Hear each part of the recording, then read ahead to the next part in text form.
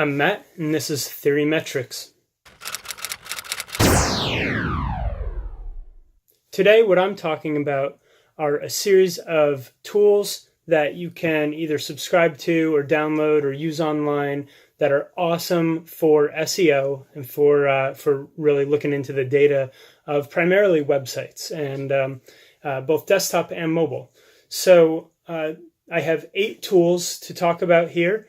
They are Moz, Screaming Frog, SpyFu, 3 Google tools, Google Trends, Google Search Console, and Google Analytics, and SEMrush and HubSpot. What we'll do just for this video specifically is just talk about some of the advantages of each of these tools, kind of like in a quick overview basis, and then the next videos we'll dive into them a little more. But at least this will give you an idea of what these tools do and maybe get your interest into heading over to their websites and checking them out and starting to implement them in your programs in what you do. So we're going to start with just one of the big ones, HubSpot. HubSpot is mostly a CRM platform, but they have so much more value than customer relationship management. And the reason they're on this list of analyzing data is that HubSpot puts out a ton of great content about optimizing websites, optimizing landing pages, and specifically using their tool and integrating other tools into their platform. Because some of the things that I have relied on in the last few years have come right from HubSpot blogging and some of HubSpot's tools. So if you have ever been interested in just kind of finding like a big top line number to look at for a website, if you go to Google and type in website grader, you will likely get HubSpot's tool, which literally is a website grader. It's very, very base level, but you type in your domain and it spits out a score at you for what the grade of that website is, based on a few different things. And there are things like mobile capability and optimization, search engine optimization at a top level, some other things like that. So check that out. The next tool, actually 2 tools, Moz and Screaming Frog. I find these somewhat in a similar realm, but both have capabilities that are a little bit unique between them. So Screaming Frog is the one I use for the most part, but it's very much like a spreadsheet-driven type of tool where you will put in a URL to analyze, and it will spit out at you basically the sitemaps, all the meta information for them, errors, inbound links, outbound links, interlinking, and all sorts of good, just basically listed out information. So if you know what you're looking at, you can get deep into that and understand the areas where the website that you're looking at needs to be improved, particularly where a lot of meta information is missing. So these are really foundational things we're looking at here with this. So Moz is similar, has a great kind of listing out everything you need to see type of tool. I haven't used Moz as much, but I do know that it goes a little bit beyond for recommendations of what to how and what to improve when you look at it versus Screaming Frog. But both great tools, so check them out. The next one that I use on an almost daily basis is SpyFu. So that's spyfu.com. SpyFu is a very cool tool. You can actually, again, you put in a URL or the domain, and it will try to gather as much data as it can regarding organic search information and paid search information and competitive information. So SpyFu at the front end will give you an estimate on the value of your organic search, and then an estimated spend on paid search for you and for right at the front 5 competitors too. And it'll show your top organic competitors and your top paid competitors, what the keywords are and the short and long tail phrases are that they're buying against. This is super valuable when you're looking at competitive research and comparison. So if I want to know, where my site is in the market as compared to all the local competition, that's where I'm going to find that top line data, which may or may not be 100% accurate, but it's a heck of a lot better than just like totally guessing. So very good tool to check out.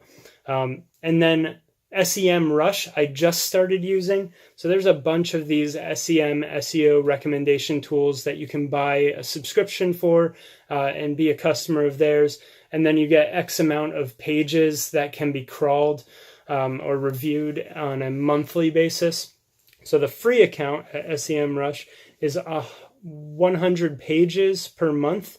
So I immediately blew it. I was able to crawl a quarter of one site, but the report that this thing spits out is unbelievable. It tells me every broken link, every link with an issue within a site. It tells me all the opportunities for interlinking.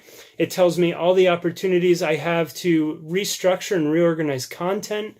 It is just an unbelievable tool. It gave me basically a 40-page report on this website where I could work through it and really, really clean up the foundation so that I didn't have any issues at all with the foundational SEO of the site as I was trying to build upon with content, with the right messaging, with the right story. So this was super important to be looking through, because if you don't have the foundation set right, like think if you're building a house, if that foundation isn't right, those walls are going to come down. Why build the walls in the first place if you don't have a foundation for it to sit on in the right way? So check that out. Check out those other tools. Get the foundation right, because it's all worthless without a strong foundation. And then the last three tools I want to talk about are three Google tools: Google Trends, Google Analytics, and Google Search Console, which is part of the Webmaster Tools. And there's a whole plethora of tools in Webmaster Tools, but Search Console is the one that I'm looking at on a day-to-day basis to improve my clients' worlds. I use all three of these in conjunction. So setting up Google Analytics first and foremost, so you get the insight into your website. Enabling demographic data, enabling interest and behavioral data, and then making sure you have console set up for your site, and then interlinking analytics and console so that you can see that information right in the Google Analytics dashboard as well. So in Google Analytics, make sure you're enabling everything you can, installing it correctly, and this is giving you your traffic, user, page view, bounce rate, all of that good stuff right there. It's giving you its best shot at demographics, meaning men or women, what ages, what geographic locations, what their behavior is through the website. You know, if they're going to the home page and then they go to these three other pages almost all the time, well, that's something you can use. That's something important that you would like to know if your website is a key part of your business development and your educational process for your clients. Google Search Console is a very cool tool to be able to use, because what it's giving you is the actual search queries that people are typing into Google that are getting impressions on your site and getting people to click on your site. And I'm working on a formula right now to be able to assign kind of an opportunity score to a specific query. But basically it's saying, here's the top 10 terms that are getting a ton of impressions for your website, meaning they're showing up in search results. What it's telling me then is how many of those things that are getting impressions are actually getting people to click on them. So say, it's a marketing company and graphic design is getting 5,000 impressions in the last 30 days, but only 2 clicks. So I'm going to dig into that a little bit and say, why wouldn't graphic design get more clicks? What page is it going to? So I'm going to check out that query, and it's showing me that a specific page is the one that's getting lots of impressions, and that might be, maybe it's a blog, maybe it's a case study that I've done, whatever it might be. For some reason, that's not attractive to the people seeing it, so they don't want to click on it. So at that point, I might be updating my title, my meta description, the things that are going to show in the search results to try to get them a little bit more enticed to click into it. But then what I want to look at are the click-through rate is not necessarily important when you have impressions and clicks, because it's just a property of division.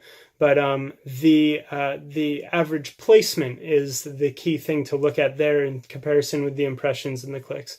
So the average placement might be 45, which is page 4, 5, 6, depending on how your browser's set up, your results are set up, which means even though it's garnering impressions, nobody's seeing it because it's 4 or 5 pages back in the search results. So then we have another thing to talk about, is how to move that position up, and that's what we're going to be working on in the next couple of episodes. So Google Analytics, Google Search Console, linked up, working together, and then using Google Trends to understand the markets and behaviors of users outside of what your website is gathering as far as data.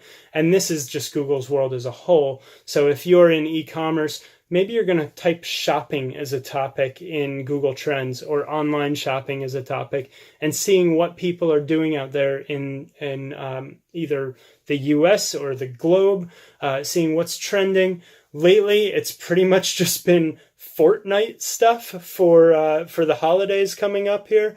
So you'll see a lot of that if you type that in, or holiday gifts. It's all like Fortnite skins or white elephant gifts. So you'll see that kind of stuff, but drill down a little bit into what your topics are and what your company is interested in learning about users, because what you might find in there is a little snippet of trending behavior or trending searches that are relevant to you. And what it'll give you in Google Trends is this particular search phrase or topic has increased by whatever amount in the last 30 to 90 days. So if you see that a specific topic around your industry has a 3,000% increase in search volume in the last 3 months, well, you better be learning about that topic, and if you know about it, you better be producing content and writing about it and talking about it, because you want to try to capture those people that are qualified for potential customers or clients of yours, and you want them to see you, not see your competitor who might be doing the same thing, and talking more about it and showing them that they're the thought leader in it. So again, check out these tools. We have Moz and Screaming Frog as like heavy-duty crawlers of websites. SEMrush, which is another crawler and a heck of a great listing and recommendation tool of everything going on.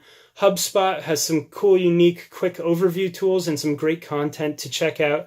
And then Google Trends for research, Google Analytics, and Google Search Console to dive really deep into your site and your company and your audience and behavior. Any questions?